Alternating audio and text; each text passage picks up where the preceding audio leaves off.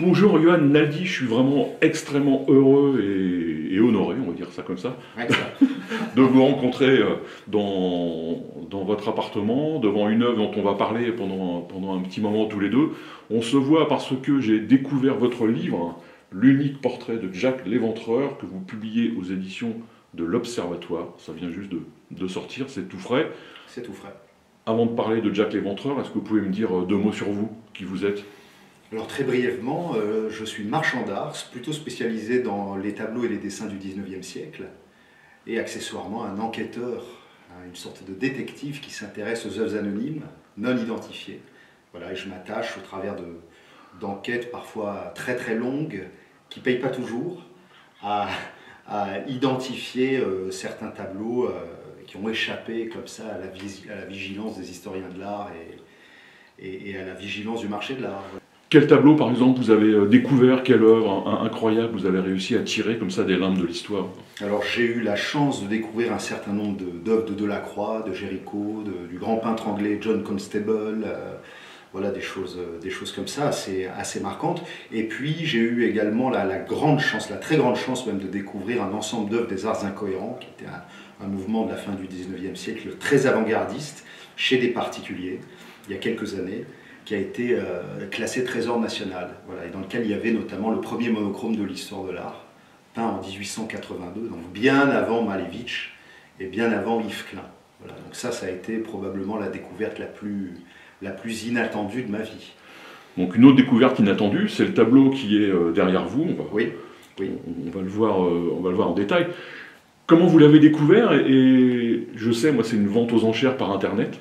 Oui. Donc comment un marchand d'art, un spécialiste peut se mettre à acheter un tableau comme ça qu'il n'a jamais vu de près, qu'il n'a jamais touché, qu'il n'a jamais reniflé?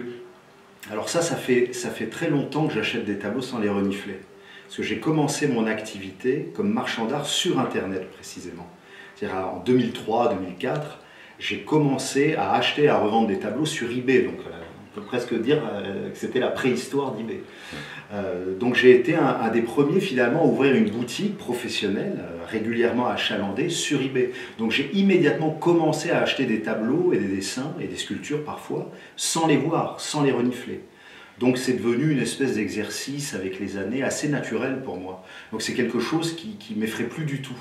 Même s'il y a toujours une différence effectivement entre la photographie, les photographies qu'on voit, et les objets que l'on reçoit. Mais je crois qu'aujourd'hui, c'est rentré un peu dans les mœurs, d'acheter des tableaux sans les voir sur photographie. Il suffit d'aller dans les salles des ventes aux enchères pour s'apercevoir que tout le monde est sur Internet et que plus personne n'est en salle. Donc c'est de la même manière voilà, que j'ai acheté ce tableau effectivement sans le voir, sachant qu'il y avait en plus la crise sanitaire. Donc on n'avait même plus le droit d'assister ni aux ventes, ni d'aller aux expositions précédant les ventes, etc. Donc là, pour le coup, même si j'étais habitué, j'étais condamné à acheter sur photographie. Alors pourquoi ce tableau vous a autant attiré? Déjà, ce qui m'a beaucoup frappé, même si les photographies n'étaient pas de très belle qualité, elles étaient un petit peu floues, comme souvent, c'est sa qualité. Voilà, j'ai immédiatement perçu, il ne faut pas être un génie pour s'en apercevoir, que ce tableau était d'une très grande qualité picturale, que c'était un tableau envoyé très rapidement avec une très grande autorité de peintre. Donc ça m'a immédiatement frappé, et le sujet évidemment, qui était un sujet très agréable, un homme avec comme ça son chapeau de forme se baladant sur les boulevards, le croyais-je en tout cas au moment où je l'ai acheté, c'est toujours assez attirant. Oui, ce qui est drôle dans votre livre, vous donnez le prix, donc ceux qui veulent savoir combien vaut ce tableau... Ils le sauront dans le livre. Ils le sauront dans le livre, mais il y a une anecdote assez drôle, c'est que le commissaire-priseur, voyant que le tableau s'envole, entre guillemets, finalement, il est un peu interloqué par ce qui se passe là. Oui, ils sont toujours interloqués. Ils disent, tiens, qu'est-ce qu'on n'a pas vu? Mais bon, voilà, personne ne voit tout, enfin, personne n'a la science infuse. C'est un océan, l'art. Je veux dire, il y a des milliers de tableaux, des centaines de milliers de tableaux qui sont non identifiés. Donc on ne peut pas tout voir. Donc effectivement, quand un tableau commence à monter, qu'on a estimé 50 €, qui commence à faire 5, 6 000, 7 000, je peux revoir le tableau s'il vous plaît. On regarde, mais qu'est-ce qu'on est en train de vendre? Certains ont peut-être compris que c'était quelque chose de peut-être intéressant. Mais c'est toujours amusant. Ouais, c'est toujours amusant. Donc avant de parler du sujet, comme vous êtes un marchand d'art, un expert, quand vous recevez le tableau, vous avez quand même envie de savoir si le tableau est authentique, s'il est vraiment correspond à l'époque auquel on l'a estimé. Oui. Voilà, vous avez fait une démarche avec des scientifiques. Voilà, alors d'abord, je n'étais pas très inquiet sur la datation du tableau, même sur photographie. On voit, puisque j'ai demandé au commissaire-priseur de me faire parvenir avant la vente une photographie du revers de la toile, etc., pour mieux l'apprécier. Et bon, le tableau, a priori, était bien de la fin du 19e, voire du tout début du 20e siècle. Ça, j'avais aucun doute là-dessus. Enfin, il fallait que ce soit confirmé par une observation matérielle, physique, clinique. Donc dès que j'ai reçu le tableau, bon, la datation a été rapidement confirmée, en tout cas avec un examen oculaire préliminaire.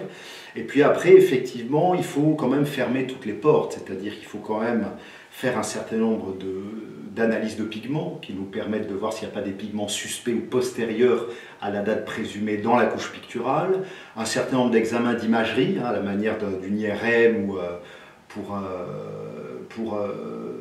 essayer de voir s'il y a un dessin sous-jacent, s'il y a des repentirs, donc un certain nombre de choses qui auraient été remaniées par le peintre dans un second temps. Voilà, donc ça nous permet comment dire, d'analyser vraiment de manière clinique les tripes d'un tableau. Voilà. Et accessoirement de fermer toutes les portes à une éventuelle falsification ou à une œuvre exécutée postérieurement, comme je vous le disais, à la date présumée. Donc toutes ces analyses ont été faites sur ce tableau. Donc à partir de là, on peut travailler sérieusement. Oui, oui. Donc, vous me disiez tout à l'heure, et aussi dans votre livre, que le sujet était étonnant. Oui, parce que ce qui m'a immédiatement frappé dans ce tableau, c'est le côté louche du personnage. On voyait tout de suite effectivement que c'était pas un joli dandy comme ça, élégant, se baladant sur un boulevard parisien. Ça n'avait rien à voir avec ce genre de représentation. Donc c'est ce qui m'a immédiatement frappé dans ce tableau, et intrigué en tout cas. Oui, c'est un peu un mauvais garçon. Oui, on sent tout de suite qu'il est louche, voilà, qu'il a quelque chose à se reprocher. Alors j'ai aussi pensé à un certain stade de l'enquête qu'il pouvait s'agir d'un policier en planque aussi. C'était pas tout à fait impossible. Mais enfin, il avait quand même plus l'air d'un voyou que d'un policier. Voilà. Même s'il a quand même une certaine élégance et un certain maintien. Donc on va commencer à rentrer dans le vif du sujet et avancer, faire un pas vers l'éventreur. Qu'est-ce qui vous donne l'idée que ça peut être Jack l'Éventreur dans ce tableau? Qu'est-ce qui allume une petite lumière? Alors, ça a pris quand même quelques temps avant de commencer à imaginer ça. Ce qui m'a mis la puce à l'oreille, c'est la présence de ces trous dans la partie de ces roues, de ces paires de roues de charrette dans la partie droite du tableau, qui sont brossés avec des pigments rouges très violents, très voyants, et qui sont presque en contradiction contraste en tout cas très fortement avec l'aspect quasi monochrome du reste du tableau.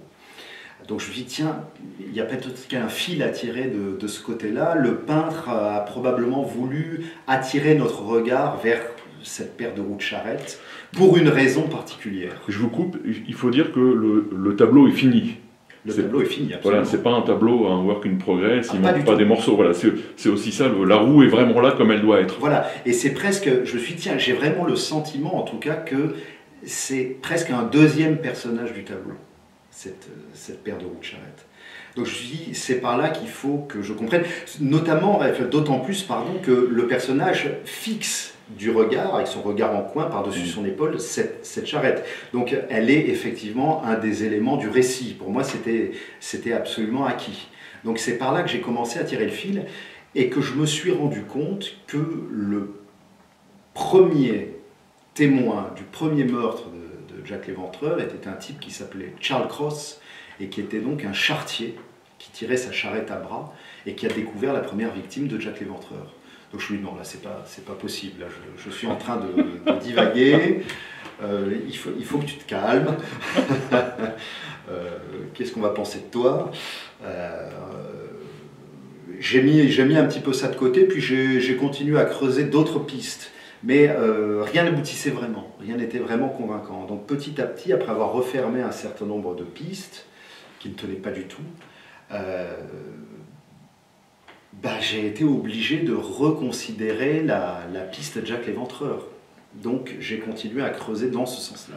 Donc vous creusez et vous découvrez que les roues de chariots de ces gens à Londres sont rouges. Il y en a absolument. Il y en avait des vertes, il y en avait un peu de toutes les couleurs. Mais effectivement, j'ai trouvé des vieilles photographies sur lesquelles on voit des roues de charrette tout à fait similaires, et puis chez un certain nombre d'antiquaires, etc., enfin de charrettes conservées dans un certain nombre d'institutions, des charrettes qui ont les roues rouges, absolument. Absolument. Alors, autre chose, c'est que ce qui est intéressant, c'est que le décor est urbain, oui, avec des arbres, oui, mais c'est pas situé. Ça peut être au bois de Boulogne, ça peut être au bois de Vincennes qui existait déjà, ça peut être au milieu de Paris, ça peut être Londres, effectivement, quoi. Oui, oui, oui. Ça aussi, j'ai trouvé ça intéressant en regardant le tableau sur les photos, c'est que le personnage est hors du temps, hors du lieu, hors de tout, quoi. Absolument. Et si vous voulez, mais ça je m'en rendrai compte beaucoup plus tard dans le déroulé de mon enquête, c'est que c'est un tableau à clé en fait, qui n'est que suggestif. C'est-à-dire c'est une accumulation de... C'est un tableau à clé en réalité. Voilà. C'est un tableau que l'artiste a voulu peindre comme une énigme, comme un code à déchiffrer, hein, d'une certaine manière. Et on le comprend pourquoi, j'explique dans mon livre. Hein, le peintre qui a peint ce tableau n'a pas voulu trop en dire pour un certain nombre de raisons. Voilà. Si j'ai bien compris, il y a aussi, en regardant le tableau au rayon X, oui, on a un détail d'architecture. Tout à fait, qui a été recouvert dans un second temps par le peintre, qui a voulu certainement modifier sa composition générale, mais qui ressemble effectivement à s'y méprendre vous savez, à ces tunnels piétons qu'on trouve effectivement à Londres et à Whitechapel plus particulièrement. Alors, quel autre... Et beaucoup moins à Paris, hein, où oui, on est toujours face à des grands passages, vous savez, les passages des panoramas, ces grands passages de magasins, etc., qui n'ont rien à voir avec ceux de Londres. Alors, dans tous les indices que vous citez, on ne va pas tout raconter parce que le livre est vraiment bien écrit avec des chapitres nerveux et on s'ennuie jamais. Donc ça, c'est un vrai bonheur de lecture et d'enquête. Vous arrivez rapidement à un personnage qui est un immense peintre anglais, pas très connu, mais quand même un très grand artiste, qui est Walter Sickert. Oui. Comment vous faites le lien entre Sickert et ce personnage peint? Alors, en fait, dès l'instant où vous vous intéressez à Jack l'Éventreur, vous ne pouvez pas passer à côté des travaux et des livres de Patricia Cornwell, qui ont vraiment été, donc le premier est sorti en 2002 et le second en 2017, hein, puisqu'elle a enfoncé le coup en 2017. Livres dans lesquels Patricia Cornwell a tenté de démontrer que Walter Sickert, donc le célèbre peintre anglais, était incontestablement, selon elle en tout cas, Jack l'Éventreur, pour un certain nombre de raisons, un certain nombre de faits tangibles même. Elle a vraiment fait une enquête policière tendant à prouver la culpabilité de Walter Sickert. Donc forcément, je suis tombé sur ces travaux-là, et c'est ce qui m'a permis de faire le lien entre cette théorie et mon tableau, dans lequel je retrouvais tout un tas d'éléments que Patricia Cornwell avait explorés dans son ouvrage, mais sans jamais proposer d'image. Et pour cause, puisqu'il n'en existait pas avant l'émergence de ce tableau. Oui, parce qu'on voit des portraits, notamment il y a un profil, oui, une photo qui est d'une beauté stupéfiante. Il y a un tableau qui a été fait par partir de cette photo, qui a un profil de Sickert, oui, qui est presque le copier-coller de ce qu'il y a sur le tableau, quoi. Absolument. Quand on compare les traits du visage de Walter Sickert, hein, notamment lorsqu'il s'amusait, parce que c'était quelqu'un qui se travestissait beaucoup, qui changeait d'apparence en permanence. C'est-à-dire un jour, vous pouviez le croiser dans la rue, habillé comme un clochard avec une barbe, une énorme barbe, et le lendemain, le trouver en chapeau de forme et rasé de près. Donc voilà, c'est un personnage vraiment très insaisissable. Quand vous comparez les photographies effectivement de Walter Sickert, rasé de près avec son chapeau de forme, etc., et le tableau, la ressemblance est absolument frappante. Oui, en plus, il y a le même par-dessus, le même chapeau. Le même chapeau, etc., mais même la même attitude physique, le même type de regard. Donc c'est vrai que, à mesure que j'épluchais les travaux de Patricia Cornwell, j'y voyais des similitudes absolument troublantes et frappantes avec le tableau. Oui, bien sûr. Il y a non seulement Patricia Cornwell, mais il y a aussi toute l'œuvre de Walter Sickert. Oui. Qui, quand on a à la fois les livres et ce tableau et votre enquête, il y a quand même un énorme d'énormes paquets de faisceaux qui arrivent vers sa culpabilité, parce qu'il a peint des choses qu'il est le seul à avoir peint. Absolument, et puis alors ce qui est très amusant, c'est que les livres de Cornwell ont suscité d'immenses polémiques, alors que pour moi, très objectivement, c'est elle qui apporte le plus de preuves tangibles de la culpabilité de Walter Sickert. Quand on regarde un petit peu tous les suspects qui ont été proposés dans la littérature, hein, ancienne et contemporaine, on se rend compte que la plupart du temps, c'est une accumulation de spéculations en réalité. Or, quand on essaie de tisser des liens entre Walter Sickert et Jack l'Éventreur, on se rend compte qu'il y a des éléments tangibles, un faisceau d'indices convergents vers la culpabilité du peintre. Donc, mais c'est peut-être effectivement le signe, cette polémique-là, c'est très vive, et c'est peut-être le signe qu'elle avait peut-être raison. Oui, puis il y a des gens qui vivent de ça, donc on ne va pas leur enlever leur gagne-pain aussi. Voilà. Non, mais en tout cas, donc, Walter Sickert peint un tableau qui est un tableau très mystérieux qui s'appelle La chambre de Jack l'Éventreur. Tout à fait. Qui est le seul tableau, vous me disiez ça, qui porte la mention de l'Éventreur. Absolument, c'est le seul tableau conservé au monde qui porte l'intitulé Jack l'Éventreur. Donc, et c'est Sickert qui l'a peint. Voilà. Et d'ailleurs, ce qui m'a énormément surpris dans cette enquête, c'est que aucun peintre ne se soit emparé de cette histoire de Jack l'Éventreur à l'époque pour en faire un tableau même d'imagination, même illustratif. C'est-à-dire que le seul tableau, une fois de plus, qui parle nommément de Jack l'Éventreur, c'est ce fameux tableau de Walter Sickert, qui représente d'ailleurs une chambre traitée de manière quasi abstraite dans laquelle il n'y a aucun personnage. Il y a aussi un autre tableau qui m'a frappé, qui n'est pas forcément le tableau central de votre livre, mais qui est un portrait de femme semi-allongé, qui s'appelle La Hollandaise, je crois. Oui. Et quand on regarde les photos des victimes de Jack l'Éventreur, c'est impossible de ne pas faire le rapprochement, en fait. Tout à fait, oui, avec Célia Barrault, ces espèces d'ambiance très lugubre, très austère, bien entendu. Comme s'il avait peint sur le motif, c'est un peu sinistre de dire ça, mais... Pourquoi pas, effectivement. Oui, je rentre dans votre jeu, en fait. J'avais pas compris. Non, mais c'est vrai que Walter Sickert a été l'un des rares peintres établis à s'être intéressé aux faits divers, pour aller vite, hein, à avoir peint des scènes de meurtre ou d'avoir croqué des scènes liées à des faits divers très violents, etc. Ça, qui était considéré à l'époque comme vraiment un sous-genre de la peinture. Hein. Donc on trouve des représentations de tous ces faits divers dans les gravures d'illustration des journaux à l'époque, etc. Mais jamais dans la peinture, ou en tout cas extrêmement rare, ou à la marge, vraiment très à la marge. Et Walter Sickert donc fait figure d'exception, effectivement. Donc c'est aussi ce qui a amené Patricia Cornwell à s'interroger sur son éventuelle culpabilité, bien entendu. Avant de parler de l'auteur de ce tableau, qui est un grand peintre, est-ce que vous pouvez situer Sickert dans l'histoire de l'art rapidement, parce qu'on va faire le lien donc, avec l'auteur du tableau, parce que évidemment deux peintres se connaissent et deviennent amis, mais quelle est la place de Sickert dans l'histoire de l'art? Si vous voulez, justement, c'est tout le problème concernant Sickert, c'est qu'on a beaucoup de mal à le situer. Beaucoup de mal à le situer.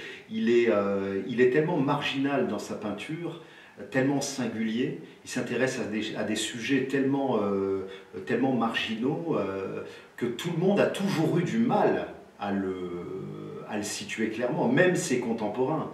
Même s'il avait un succès d'estime, c'était quelqu'un de très estimé donc c'est fin 19e, il meurt en 42 je crois de mémoire, donc c'est quelqu'un qui traverse quand même le temps, un spectre temporel très très large.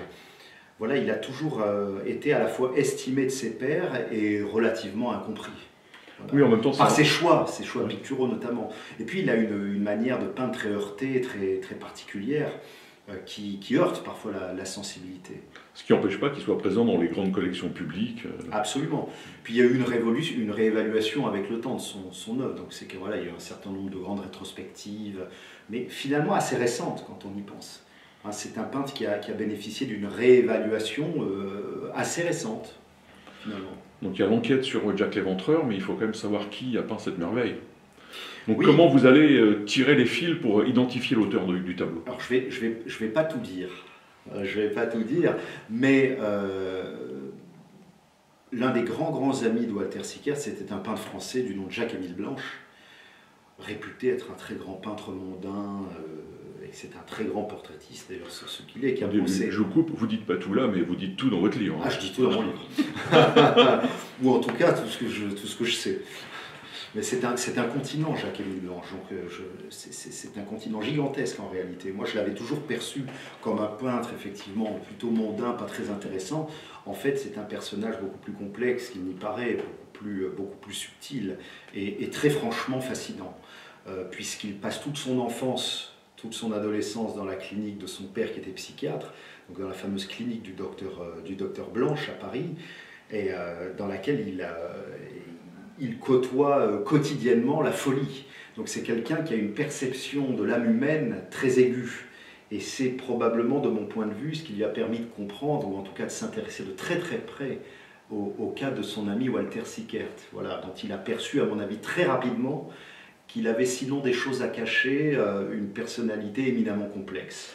Et ce que vous dites sur Jacques-Émile Blanche, ce qui est intéressant, c'est que ce n'est pas seulement une conclusion que vous tirez, vous, personnellement, de la vie de Jacques-Émile Blanche, mais déjà, à l'époque, les gens écrivent sur lui en tenant ce genre de discours. Absolument. Absolument, tout le monde. Alors, il y a un certain nombre de lettres de Blanche dans lesquelles il parle de son ami Walter Sickert en des termes très très énigmatiques. Non, mais sur le côté de perceur d'âme. Ah oui, complètement. Oui, c'était connu de tous, absolument. Je crois qu'il disait lui-même quelque chose du genre je donne pas 15 minutes à quelqu'un qui pose pour moi pour le mettre à jour. Il le savait lui-même. En fait, tout le monde savait on avait beaucoup de mal à cacher des choses à Jacques-Émile Blanche quand on posait pour lui. Voilà, donc c'est quelqu'un qui avait un sens de la déduction aussi très, très, très aigu. Donc le fait qu'il ait pu comprendre, en tout cas c'est ma théorie, sinon savoir, comprendre que son ami Walter Sickert pouvait être Jack l'Éventreur est pour moi d'une évidence absolue. Oui, parce que c'est deux grands peintres qui se connaissent, mais ce sont des amis qui se fréquentent beaucoup, parce que Sickert habite en France. Tout à fait. Il se retrouve à Dieppe. Jacques-Émile Blanche va à Dieppe, il connaît sa mère, il connaît sa famille. Donc on peut imaginer qu'ils se sont pas mal parlé. Énormément parlé. Jacques-Émile Blanche a toujours envisagé d'écrire une monographie, il le dit à plusieurs reprises, sur son ami Sickert. Il n'est jamais allé au bout de ce projet, il n'a jamais écrit cette fameuse monographie qu'il envisageait de composer. Selon moi, il a préféré peindre un tableau, je crois, celui que j'ai retrouvé, plutôt que de tout dire dans une monographie qui aurait peut-être été trop explicite. Après, il y a d'autres portraits de Sickert par Jacques-Émile Blanche. Oui, ce sont pas. Et là aussi, c'est quand on vous lit et quand on met tout bout à bout, après, on peut toujours se dire qu'on délire tranquillement tous les deux, hein, mais il y a aussi plein de petits indices dans ces autres tableaux. Notamment, il y a un portrait de Sickert et sa mère. Oui, qui est fascinant, qui est assez sinistre en même temps, et où ils se regardent pas, la mère a les yeux dans le vague. Enfin, tout à fait. Sickert a les yeux un peu sur le côté, comme sur le tableau d'ailleurs. Absolument. Et il y a un autre magnifique portrait de Sickert vieux. Oui. Là, presque devenu inoffensif, quasiment. Espérons. Après, peut-être. Jack l'Éventreur ne tue plus, après, a priori. A priori, on n'en sait rien. Oui, ce tableau avec sa mère, il est passionnant parce que c'est un tableau, en réalité, le titre évacue je dirais, le sujet principal du tableau, puisque Jacques-Émile Blanche parle essentiellement de la nature morte, finalement, qui est au premier plan, c'est un petit déjeuner, etc.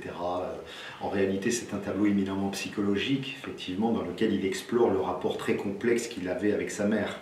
On voit effectivement que sa mère détourne le regard de son fils, elle aussi savait peut-être un certain nombre de choses sur lui, ou en tout cas ne devait pas avoir beaucoup de doutes sur sa personnalité complexe, insaisissable, voire immorale. C'est un tableau absolument passionnant, que je reproduis dans mon livre d'ailleurs. Et est-ce qu'il y a encore des archives de Jacques-Émile Blanche qui sont inconnues, qu'on n'a jamais vues, dans lesquelles il pourrait y avoir des... Oui, certainement, l'un de ses biographes a dit qu'il y avait probablement encore des milliers de pages à découvrir, à explorer, bien entendu. Jacques-Émile Blanche était un écrivain, hein, aussi presque autant qu'un peintre, et il a donc énormément écrit. Donc oui, il y aura probablement, c'est presque une enquête, c'est le début d'une enquête presque. Il peut y avoir un deuxième tome. C'est pas impossible. Vous avez déjà dit beaucoup dans votre livre, quoi. Pour revenir au tableau, que là je l'ai sous les yeux, et effectivement on a beaucoup de mal à pas le regarder. Il capte le regard. Presque impossible, on regarde partout, puis le regard du spectateur retourne toujours vers ses yeux. Il y a un petit chapitre que j'ai pas forcément compris complètement, c'est le chapitre sur la main et sur le gant. Oui. Qui est presque aqueux, qui est liquide. Presque liquide, voilà. Oui. Qu'est-ce que vous avez voulu expliquer dans ce petit chapitre? Non, c'est vrai que je crois que Jacques-Émile Blanche a retenu la leçon de Manet d'une certaine manière. Ils avaient une approche du mouvement qui était pour eux fondamentale dans la représentation. Donc je crois que effectivement Jacques-Émile Blanche a su insuffler aux mains de ce personnage une véritable vivacité qui est tout à fait magistrale. Et c'est aussi ce qu'il faut retenir de ce tableau, c'est qu'il y a une approche esthétique très, très affirmée, avec un métier de peintre extrêmement maîtrisé, et qui ne pouvait conduire d'ailleurs qu'à une attribution de cette importance-là. Pour moi, c'était évident que ce tableau ne pouvait pas être un tableau d'illustrateur ou un tableau d'un second couteau. C'était impossible. Donc il y a effectivement cette approche. Et puis ce sont des mains criminelles. Donc je pense que Jacques-Émile Blanche a voulu brosser ses mains de la manière la plus réaliste possible. L'autre chose qui est intéressante, c'est que c'est un magnifique tableau dans sa facture, mais c'est aussi un tableau extrêmement intéressant dans sa composition. C'est le mot moderne n'a aucun sens, mais c'est un tableau qui est une vraie recherche esthétique, plastique, tout autant qu'être un portrait psychologique. Tout à fait, mais l'un ne va pas sans l'autre de toute manière. C'est une œuvre, toute œuvre réussie arrive à synthétiser ces deux aspects. Voilà. Et je crois que là, effectivement, Jacques-Émile Blanche a réussi son coup. Parce que sur le plan esthétique, c'est un tableau brillantissime. Est-ce qu'on pense à la fois à Degas, à Pissarro, absolument. Tout le monde est convoqué dans ce tableau, quoi. Absolument, absolument. Ça, c'est une vraie merveille. Ah, c'est une merveille, oui, oui. Et puis ça a été la première chose qui m'a fait acheter ce tableau, d'ailleurs. Je veux dire, c'est son aspect, c'est sa beauté, son aspect esthétique. Et après, le regard très perturbant est venu dans un second temps. Oui. Mais on aurait pu effectivement trouver un portrait de Jacques Léventreur pas très bien peint. Ça aurait quand même été moins intéressant. Ouais. Mais Johan, on s'est presque tout dit sur ce tableau. On pourrait en parler encore des heures. Voilà, parce qu'il faut lire votre livre, c'est quand même l'intérêt. Je dis aux gens qui nous regardent qu'en plus dans ce tableau il y a l'arme du crime. Donc il faut lire le livre jusqu'à la fin pour savoir où elle est cachée. Voilà. Mais elle n'est pas cachée, mais en tout cas on la voit pas forcément tout de suite, quoi. Oui, c'est la volonté de Blanche, ça a vraiment été de faire un tableau à clé, je crois. Vraiment. Donc j'ai, je pense, réussi à ouvrir certaines portes. Mais je crois qu'il y en a encore d'autres à ouvrir. Ben, je vous remercie. Merci à vous. Et à bientôt pour le second tome, alors. Allez savoir. Ou un nouveau portrait de Jacques Léventreur. Ce sera pas demain, à mon avis. Ah, on ne sait jamais, quand on a tiré un fil, il y a des fous qui se manifestent. Oui.